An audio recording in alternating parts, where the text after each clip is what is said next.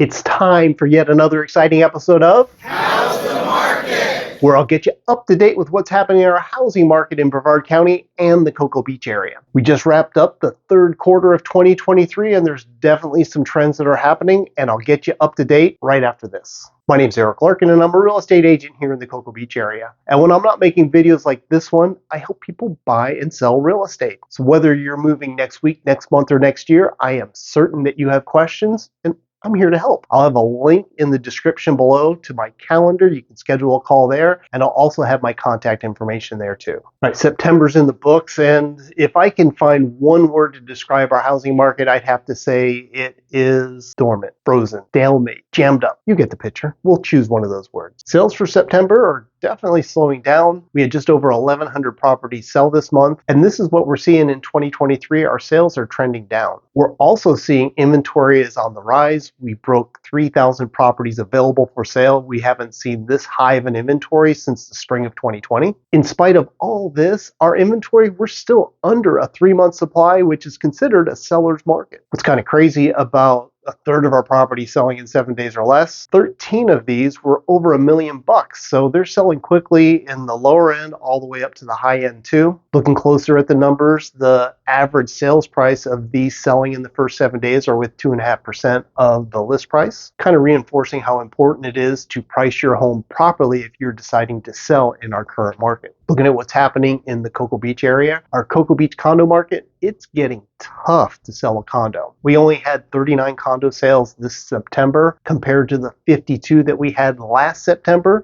That's a 25% drop in sales. Inventory is also climbing with our condos in Cocoa Beach and Cape Canaveral. We're at 182 condos for sale, and this is the highest we've seen since the spring of 2020. The average condo sales price was over $390,000 compared to September 2022. Their average sales price was $436,000. The median price for condo sales in Cocoa Beach and Cape Canaveral also down. This year we had $369,000 as the median price compared to $385,000 in September 2022. No surprise, it's also taken a little longer to sell your condos. We're at an average of 43 days on market before they close. How would you describe what's happening in our housing market here in Brevard County? Do you have a word to add to that list I started the video with? We've got two big factors that are affecting our housing market here in Brevard County and across the state of Florida. That's the cost of homeowners insurance and the availability of homeowners insurance, along with what's happening with our interest rates. Insurance. Our prices have been going up the last 12 to 18 months. I'm hearing stories of 60% or more increase in some folks' premiums. Insurance companies are either pulling out of Florida or they're going out of business. The only option lately has been Citizens Insurance, which is the state-run insurance program, and that's usually a last resort type of insurance coverage. I currently have Citizens Insurance on my house because it was the only thing that was available for me. I just got a letter from Citizens stating that there are going to be some private companies available for me to get coverage when I have my renewal after the first of the year, and they're encouraging that I look more into that. I gave my insurance broker a call just to discuss this, and they see this as a positive thing with private options available for here along A1A and some older homes. Granted, it's not going to stop the prices from going up, but having more options will keep it from going 60% increase to only a 20% increase in coverage. And as more of these options come available, it'll also help bring the prices back down. Let's talk about the interest rates. The current interest rate is 7.3% for you to get conventional financing according to Freddie Mac. The Fed started raising the rates in the spring of 2022 in hopes of slowing down our real estate market and also lowering the prices. Of course, we're seeing a flaw in that strategy today. We simply don't have enough sellers that want to sell their property. They either refinance their home in 2020 or 2021 and have under a 4% interest rate, or they've bought their home between 2015 and 2019, and again, they have a very low interest rate, and they don't like the thought of trading from their 4% or lower to 7% or higher. Unless they have a major life event happening, they are not interested in selling their home at this time. Something that I am seeing, our sellers are looking at the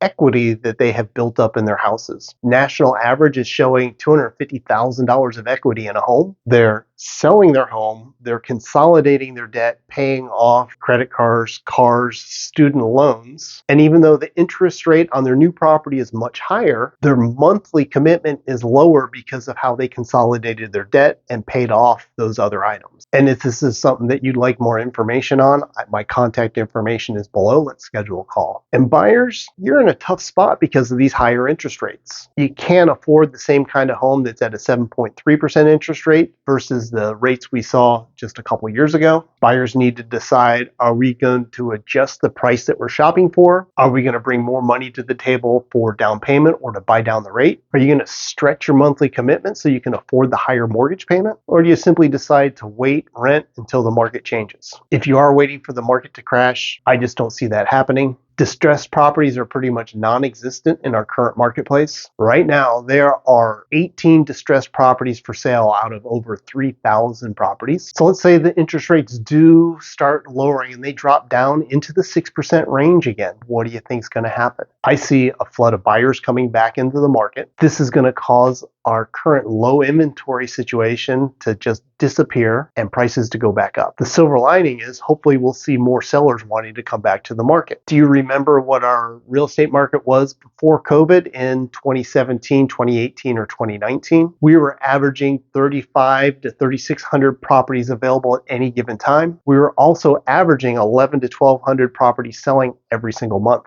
And that's kind of where we're at right now. And when you do the math, this is still a 3-month supply of properties available, which is still considered a seller's market. Bottom line, whether you are thinking about buying or thinking about selling, the decision has to be right for you. If you need to move, I'm certain that you have questions and we should probably schedule a call. All of my contact information is below in the comments. Click on the link and we can schedule a call. My name's Eric Larkin with Real Brokers. I appreciate you stopping by and I'll see you on the next show.